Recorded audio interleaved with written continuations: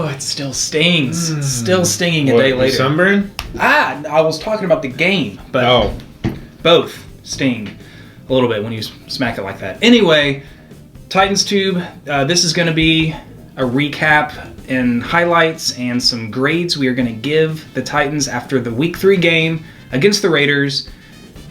In a losing effort, we fell 17-10.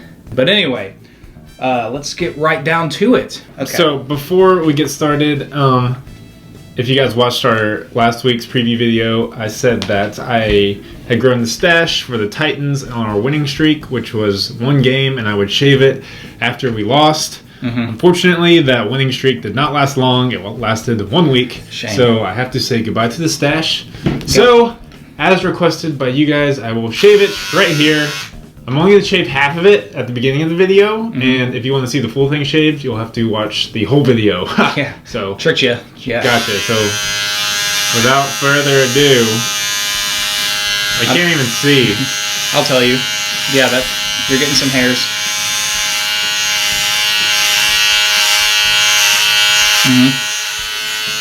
Okay. Nice. So you're a man of your word. Titans winning streak is over. I am a man of my word, and now I'm a man with half a mustache. Okay, but enough of that. Let's get straight into the highlights and the recap of the game. Let's do it. Alright, so after the opening series, the Titans came away with a field goal, but on the very next drive, the Raiders take the lead on their first series with this run by Latavius, not DeMarco, Murray, right up the middle for an easy touchdown. Rashad Johnson misses a tackle, and Latavius Murray literally walks into the end zone. So, Raiders take an early lead, 7-3 on the Titans. After that, the Titans could not get anything going after their first drive, and in the second quarter, Mariota gives up the first of what would be 3 turnovers here on this fumble here. The Titans defense, however, doesn't give any ground and forces a field goal from Seabass to make it a 10-3 Raiders lead. Attaway D stepping up. Yeah. So Oakland gets the ball back towards the end of the first half, and they score again on this dump off to Andre Roberts. Bryce McCain here has an opportunity to make a tackle, and he completely whiffs. He takes a terrible angle, and Roberts just runs right around him. This looked like a game of Duck Duck Goose out there, where Roberts just blew by McCain. But that would be the last points of the Raiders in the game. Mariota nearly gives them another scoring chance when he throws this pick right before halftime. Just a case of trying to do too much with very little time on the clock. Luckily, the play ran out the rest of the clock for the first half, so Oakland sat with the lead at halftime, 17-3. So second half now, we are midway through the third quarter, and the Titans offense finally gets a spark from the best player on our offense through 3 games, DeMarco Murray, on this 36-yard gain to get this drive going. On the same drive, we have another highlight, this one from Mariota as he scrambles away from pressure, tosses up a jump ball off his back foot on 3rd down to our new tight end, Jace Amaro. The ball floats in the air like a hot air balloon, but luckily Jace Amaro comes down with it to extend the drive. Awesome, and then at the end of the drive here, DeMarco Murray finishes it off, bouncing to the outside, dives for the right side pylon, and gets the Titans in the end zone. They pull within 7, making the score 17-10. The score remains the same as we come to the final drive of the game. I'm a poet and I just didn't know it. The second week in a row, Mariota leads a valiant effort down the field, despite a poor performance so far. After one of the dumbest plays in NFL history, where Taylor Lewan tries to turn the pile of defenders and Tajay Sharp into a moon bounce, gets a unnecessary roughness penalty, pushing us back 15 yards and out of 1st and goal. After being backed up, the Titans go to Andre Johnson again for the second week in a row to get the game-winning touchdown pass. However, it's called back because of an offensive pass interference against him. Oh, a tough call. You can see he does have his arm extended there. There was a little bit of contact, but what's so infuriating, if you look at it from this angle, the flag, you can see it flying in, which is well after the points when he caught it. It wasn't thrown after Andre Johnson made contact with him. It wasn't thrown after he made the catch. It was thrown after the fireworks in the stadium went off and Andre Johnson was looking for his teammates to celebrate with. That still leaves us with one more play on an epic 4th and 4 to tie the game. And on that final play, Mariota throws an incomplete pass to Harry Douglas in the corner of the end zone, but it falls short. Yeah, there was a little bit of contact, and the refs decided to keep the flags in their pockets on that one. A heart-breaking end to an extremely frustrating game offensively. And it all began to unfold when Taylor Lewan nose-dove into the pile after the play was stopped. Anyways, Titans lose to the Raiders 17-10, putting us at 1-2 on the season. So let's get down into our grades of the 4 major categories of the Titans team: offense, defense, special teams, and coaching. If you want to hear our full breakdown of the entire game, you can listen to our podcast, which we did right after the game. It's a little lengthy, but we get in depth into, very good box there. Nice formation. We get a little bit more in depth with the breakdown there in our post-game reaction. So check that out. But for now, we're just going to go through the bullet points and give our grades for the performances. For the offense, they probably would not have passed their high school entrance exam. Come on, offense. This was the weak point for us in the game. Mariota struggled. He played poorly. It seemed like he may have regressed a little bit since last year, but I don't want to overreact or anything. Still early. It's still very early, and he's still a very young player. But yeah, he still just had a bad game, made bad reads, turned the ball over 3 times, which were all on him.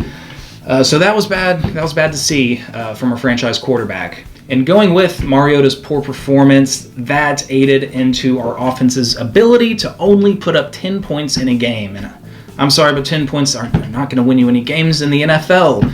The offense's inability to put points on the board may have a little bit to do with our best receiving threat in Delaney Walker being out for the game.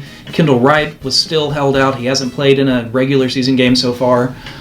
So having those 2 guys out really hurt Mariota's options, spreading the ball around. But one good positive is that the running game was on point. It was on track. DeMarco Murray looks to be our best player on offense so far this year. He had a great game. He had over 100 rushing yards, which is the first time we've had a running back run for over 100 yards since CJ2K, like 3 years ago. So it's been a long time coming for the running backs. So good on them. But for the points I stated earlier, we're going to give the offense a D grade in this game. We can't turn the ball over. We've got to find ways to put up more than 10 points. Ooh, rough. Now, onto the defense, where we actually did not play that bad if you look at the game as a whole. We actually held Oakland to under 150 yards of what their offense had been putting up in the previous 2 games. We gave up no big plays. I think the longest play we gave up was like a 35-yard pass to Michael Crabtree on the scramble. We had 0 points given up in the second half, which is amazing considering Oakland was the number 1 offense coming in. The cons, though, were that we did give up 17 points in the first half of that game, which was enough to win the game for Oakland. That's too many points for a half. Got to tighten that up. We had some poor tackling techniques, especially on that Bryce McCain tackle or lack thereof. I don't know what he was doing, but a few missed tackles here and there. Latavius Murray touchdown on the Roberts touchdown. Bad tackling. Gotta work on that. Once again, which has been a theme so far this year, we haven't really had a pass rush. It was pretty non-existent. We only sacked Carr 1 time. And adding on to that, the 1 sack that we did get against the Raiders was the first sack they had given up all season long. So they do have a very strong offensive line, but would be nice to get a little bit more consistent pressure regardless of how good the offensive line of the other team is. Seriously, where you at, Jarrell Casey? You were a Pro Bowler last year. He helped get the sack. It was more a rack, poke! But if you look at the performance as a whole, still very solid from our defense going up against the number 1 offense. So we're going to give our defense a B. So for the special teams, we didn't give up any big plays. We didn't make any big plays. We were better at not being penalized and hurting the offense starting out on their drives. Mark Mariani did a fine job. He caught the ball. He didn't fumble it or anything this game. But still didn't make any breakaway, game-changing type kind of plays, which I guess we don't really need to expect that from him. We just need to come in and for him to do a solid job, which he did.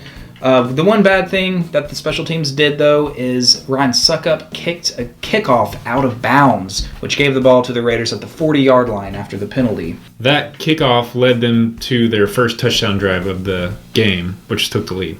That's okay. Special teams, other than that, they did fine. We're going to give the special teams a B- for this. Yeah. For this segment here. B-. Anyways, last we're going to coaching, which is always kind of hard to pin what is coaching and what's not coaching. But anyway, some of the things we noticed based on our scheme and our game plan. The coaching got away from the run kind of in the middle stretch of the game where offense really went stagnant. Pass wasn't working. The run worked on the first drive and it worked later in the game, which we went back to.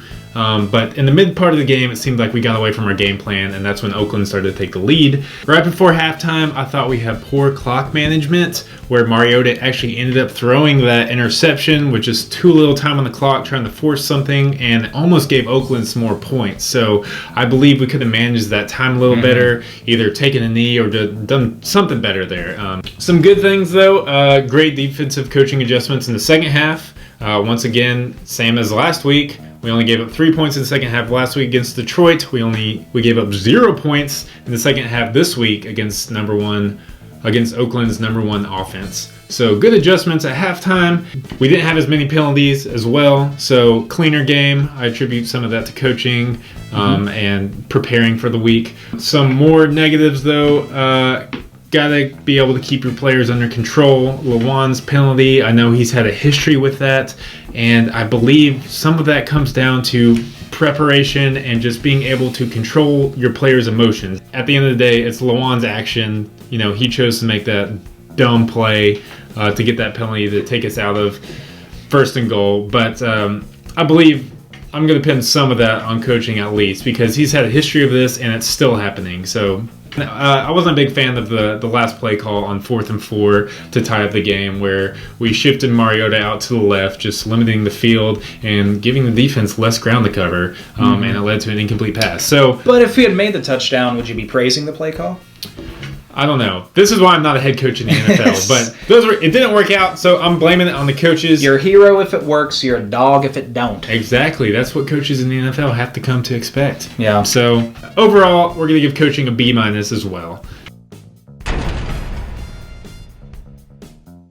So those are our grades for the game. It was unfortunate that we didn't come away with the win, but it was a very close one, a very heated contest. More of a defensive battle than what we all expected. Yes. And so now, since we lost, I will shave off the rest of my mustache like I promised you at the beginning of the video. Please. It shall be back.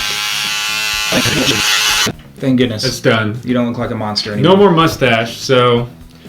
Well, we got the Texans this week. Be prepared for a preview video coming later in the week, as well as our NFL picks. Woo! And we actually have a Houston Texans guest finally coming on, so we'll get a little perspective from the opponent here. Let us know what you thought about our grades and about our breakdown of the game, and if you want to hear our full recap and reaction, you can check out our podcast. Thanks for watching. Yep. As Go always. Titans. Go Titans. Hashtag forever. Tighten up. Hashtag no more stash. Yep. Hashtag Super Bowl bound, because we are the best team in the NFL. Yeah, that's not an exaggeration. Nope. Let's go. Peace.